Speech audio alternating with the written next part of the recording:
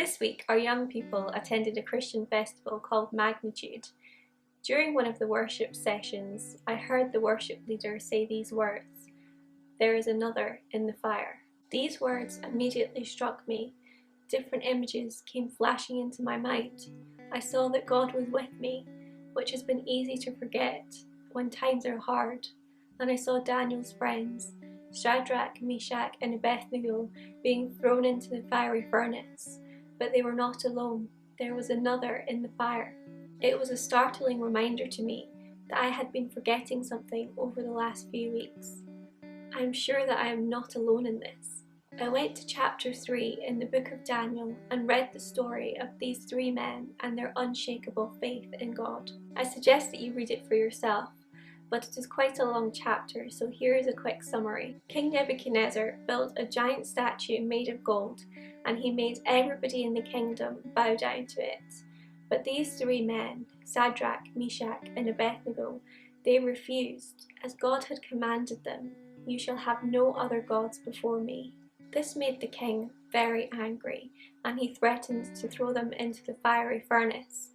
But the men still refused, and they said, "Our God will deliver us, and even if he does not, we will still not bow down to your idol." The king immediately ordered them to be thrown into the fiery furnace. It was so hot that the guards who had thrown them in were killed. But the men did not die. The king even saw a fourth person walking around with them in the fire. He called this person a son of God. When the men came out, their hair was not burnt and they did not have a single scorch on their clothes.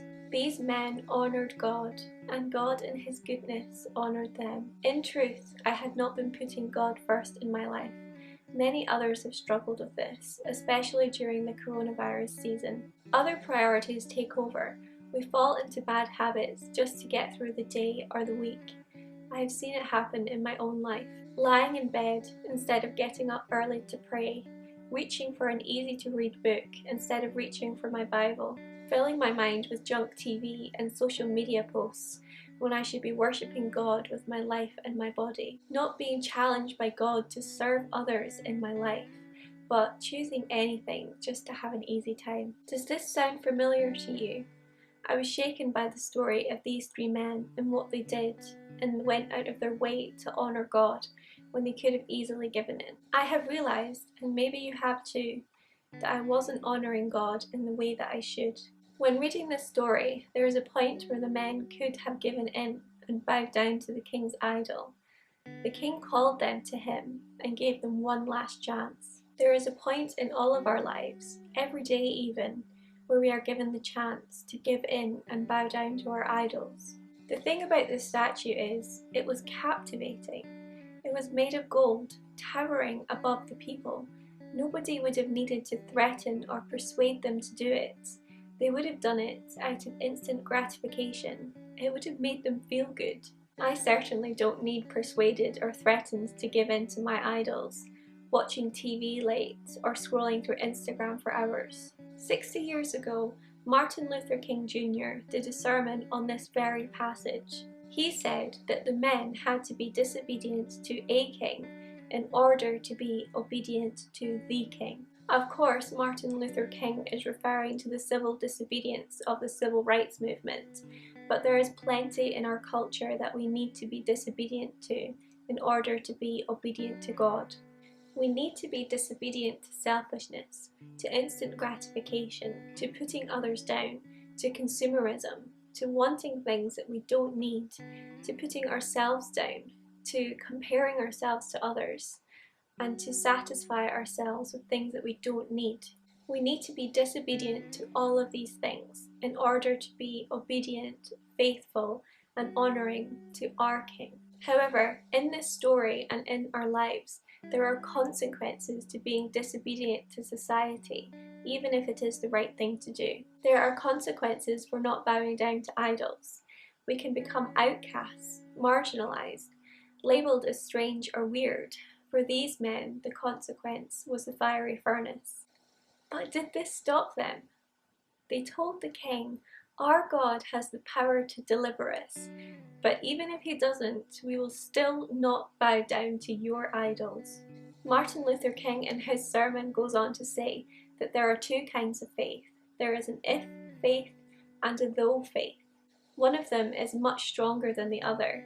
The if faith says, if Lord, you give me a house, if Lord, you give me money, if Lord, I have a comfortable life, and if I do not have to suffer, then Lord, I will have my faith in you. Lots of people have this kind of faith.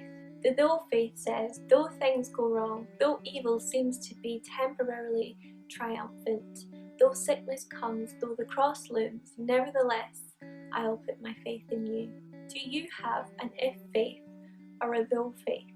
The thing is that we know the conclusion of this story. We know that the men survived this fire, but they didn't. They did not know what was going to happen to them, but they did it anyway. This is true faith. God leading us into the unknown, but following Him anyway. All the people written about in these books, God called them into the unknown. They trusted Him and followed Him anyway.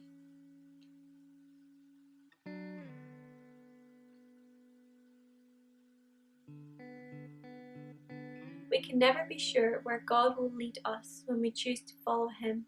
We can never be sure of the outcome, but there is one thing that we know for certain. We are never alone.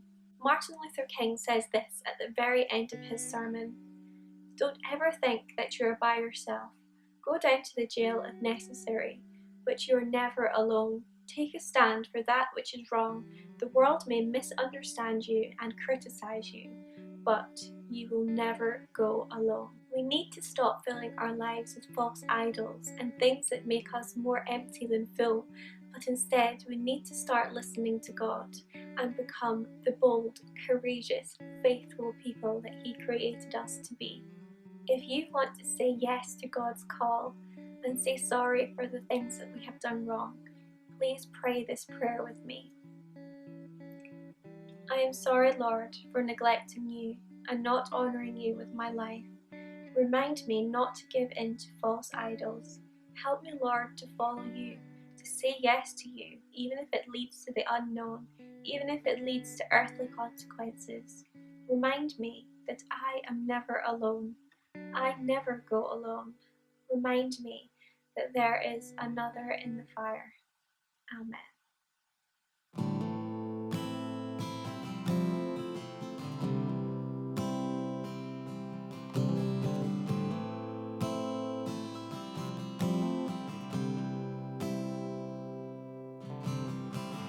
There's a grace when the heart is under fire,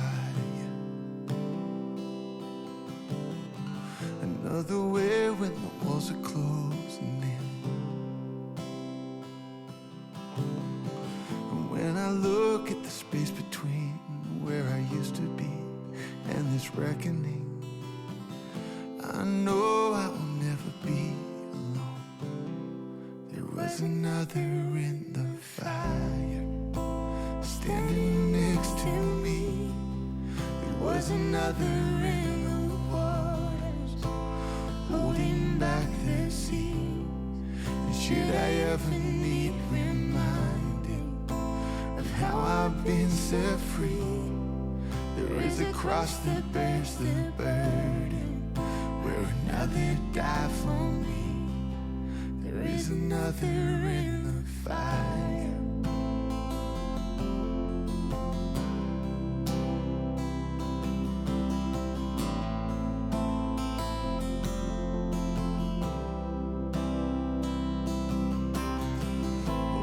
Dead left for dead beneath the waters.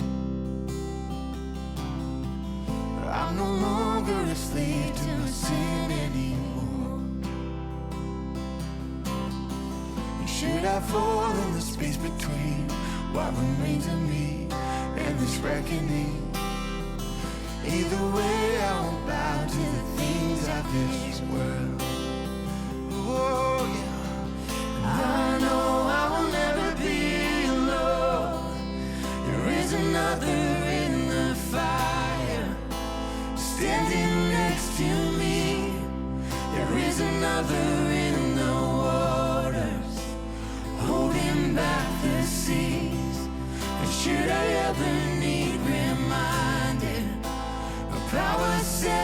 free.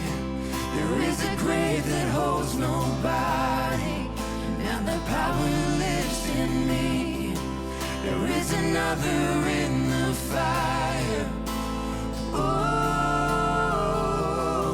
there is another in the fire. Oh, there is another in the fire. Oh, there is another in the fire. Oh, I can see the light in the darkness as the darkness bows to him. I can hear the roar in the heavens as the space between whispered. I can feel the ground shake beneath us as the prison walls cave in. Nothing stands between us. Nothing stands between us.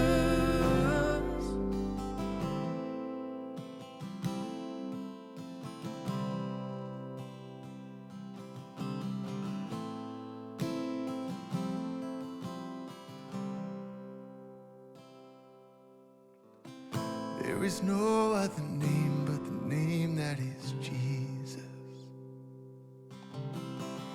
He who was and still is and will be through it all. So come on me in the space between all the things unseen and this reckoning. I know I will never be alone.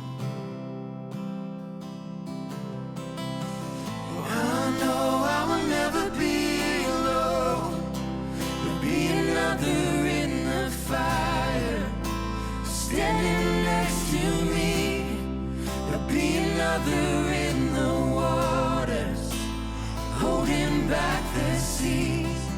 And should I ever need reminding how good you've been to me, I count the joy come every battle, 'cause I know that's where you'll be.